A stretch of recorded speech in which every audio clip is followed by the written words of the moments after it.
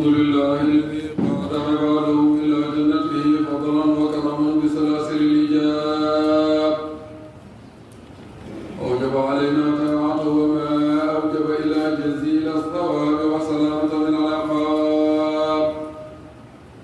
أحمده تعالى وأشكره على نعمة الإيمان وما من به علينا من دوام العافية والإحسان، وأشهد أن لا إله إلا الله وأن محمدا رسول الله شهادة عبد منيب خاشع نواه، والصلاة والسلام على سيدنا ومولانا محمد وعلى آله وصحابته من الأزل إلى الأبد.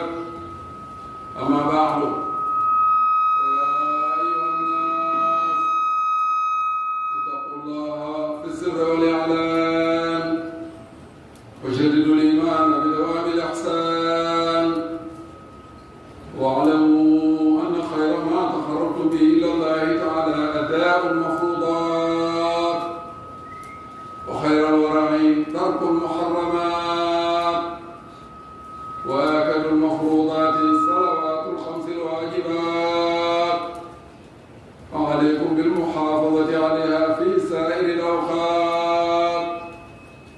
قال تعالى: حافظوا على الصلوات والصلاة الوسطى وقوموا لله قانتين. وقال تعالى: إن الصلاة تنهى عن الفحشاء والمنكر ولذكر الله أكبر والله يعلم ما تصنعون.